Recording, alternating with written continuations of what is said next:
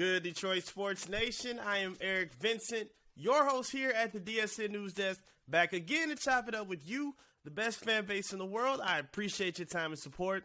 And of course, time to touch base and talk a little bit about the Pistons' third preseason game. Just wrapped up against the Oklahoma City Thunder tonight. And another tough one. Another not-so-pretty game to watch for the Pistons, at least for the second half. Final score finishing at 115-99. And again, they closed the first half with a 3-point lead and really caught a beat down the rest of the game after that. Offensively, they kind of just lost rhythm. Defensively, they really couldn't get a stop, especially throughout the fourth quarter.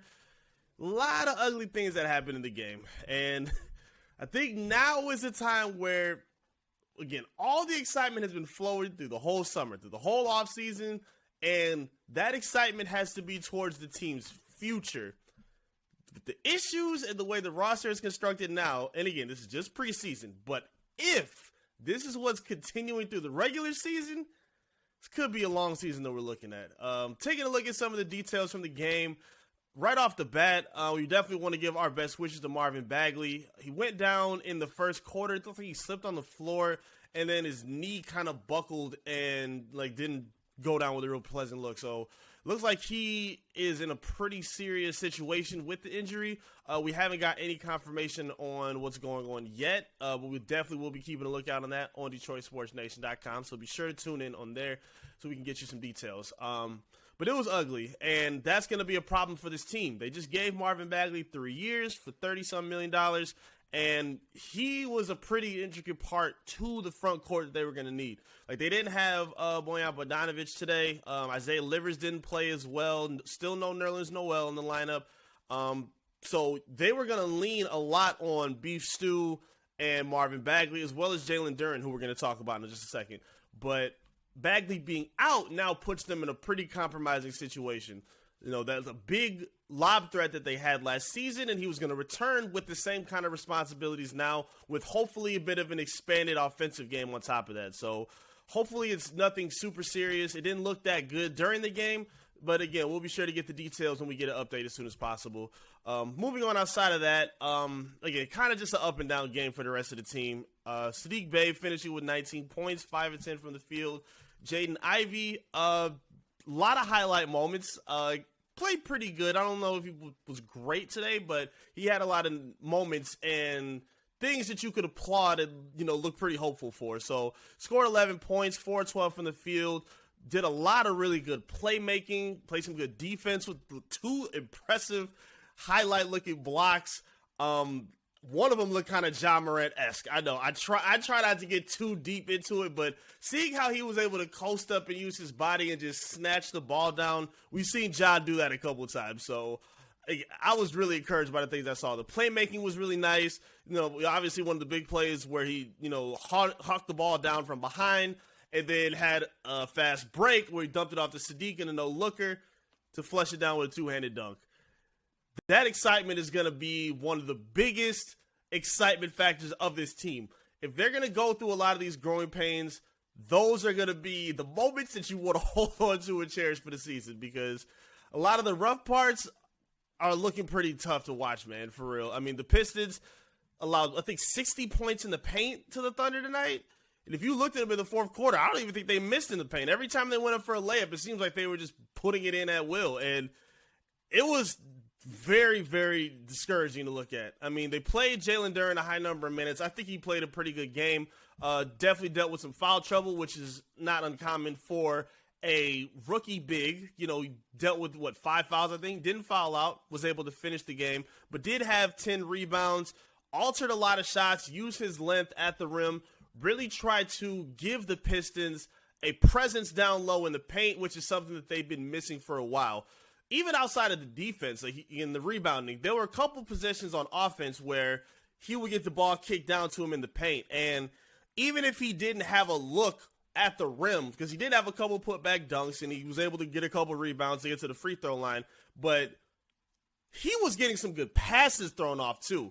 He was swinging it very well to get to Saddiq or Jaden Ivey in the corner or Kay Cunningham. He was doing a really good job of getting to that second level with the ball, not just forcing it at the rim and, just going up with anything. He seems a lot more calculated with some of his offensive prowess that he presents.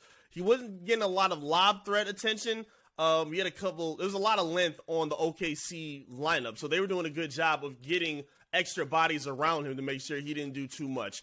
Did get to the free throw line a few times. His shot does look pretty fluid. Again, I'm sticking with my agenda. I liked what I saw from Jalen Duren today, and unfortunately, if the Marvin Bagley injury turns out to be more serious than we're expecting, then you're going to expect a lot of key minutes from Jalen Duren to start off. Because I don't know how long they can keep up with a lineup where you have Bojan Bogdanovic and Beef Stew in your front court as 2 6'8" guys, one of which is not a good defender, and that's Bojan. He's not a good interior defender. He can't really keep up on the perimeter like that. And Beef Stew is a good defender, but he's one guy. You can't be relying on him, especially in a defense where the Pistons are so predicated on switching everything. So you can't rely on Beef Stew for all that. They're going to come to a point, I believe, sooner than later where they're going to have to rely on Jalen Duren. And I think it's not far out the stretch of imagination that he could be a starter from the opener. I really don't think it's impossible, but we'll see what Dwayne Casey does. He likes to lean on veterans to start out. We'll see what he decides to do. Cade Cunningham looks like he's still knocking off some rust. It's a little I hate seeing Cade struggle with his triple. I really do. 3 of 13 from the field, scored 10 points, 0 of 5 from the three-point line. He did get to the free throw line 4 times. It got a couple and ones. That was pretty encouraging to see because, as we keep talking about, as we saw all last season, Cade couldn't get no favor with the officials. So I did like seeing him be aggressive, especially when his jump shot wasn't falling. He went over to the post, he drived and finished with his right and his left hand and got for high percentage shots instead of leaning on trying to force those, three-pointers and those jumpers. He did that a lot last season as well. When he realized the jumper wasn't falling, he found other ways to be productive. And that's what you want to be able to see from him and his team. The biggest standout name, we cannot make sure we cannot forget this name, Killian Hayes. I don't know what it is about you playing the OKC Thunder, but this guy turns it on every single time. 20 points tonight for Killian, 8 of 13 from the field, 4 of 6, 7 assists, and just 1 turnover, along with some damn good defense to go along with it. I'm impressed with what I'm seeing from Killian Hayes. It's early. It's obviously just preseason, but I'm impressed with what I'm seeing from Killian Hayes. Even if it's in these exhibition-type games, we're looking to see progression from Killian sooner than later. And I don't care if it's just preseason. You want to see him play good at this point all the time. He can have games where he's slumping. What you don't want to see is him shy away from his shot. Shy away from being aggressive, getting in no man's land with the basketball, turning it over, or, running away from finishing at the rim or getting a jump shot off. We're seeing his three-pointer look a lot more confident, very, very fluid, a lot more of a quick snap release. He's holding the ball confidently, and even when he's got a defender in his face, he doesn't seem like he's too worried about it. Killian looks pretty good, man. I'm very, very impressed with what I saw. Again, we want to see this repetition continuously. I don't care. A lot of the criticism around Killian Hayes is always the same argument.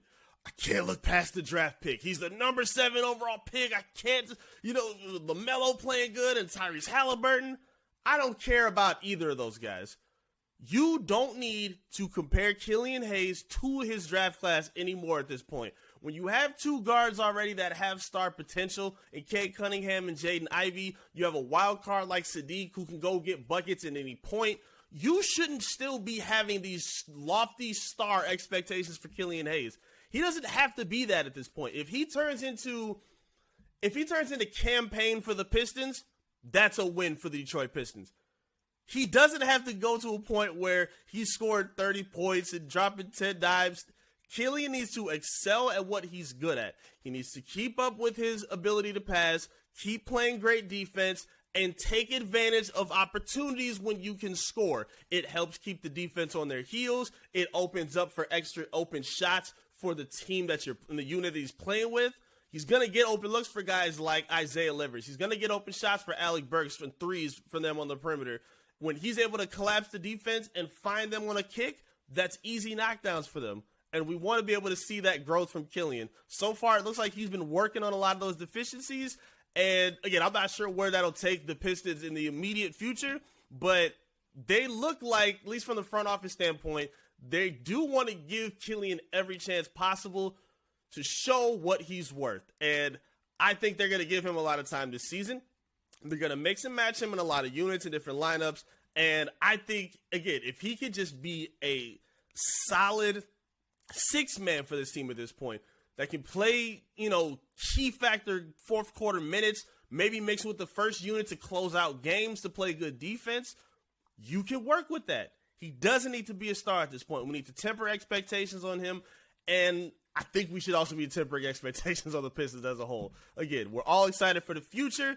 Let's keep it to the future, because I think in the immediate right now, I think it might be a tough slate for this young team. But we'll see what happens. Again, they got their final preseason game wrapping up very, very soon. I believe they're playing Memphis on Thursday. Yep, they got Thursday against Memphis at home.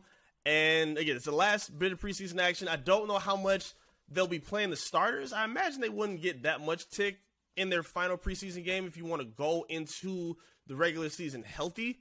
I wouldn't play them personally, but we'll see what Dwayne Casey comes with. Talk to me in the comment section. I'd love to hear your feedback as always. Let me know what you thought about the Pistons tonight. Are you discouraged in what you saw? Are you encouraged about some of the players? Are you just kicking back with no thoughts at all? Are you strictly into, hey, it's just preseason, will wake me up when it's regular season? If you have that much, resolve, then I salute you. I give you that resolve. I've overanalyzed all this, but again, it's just preseason. So talk to me. Let me know how you think in the comment section. Of course, like the video. Give it a little bit of love so we can boost up everything that we can to get the content as visible for you as possible. Of course, subscribe to our channel.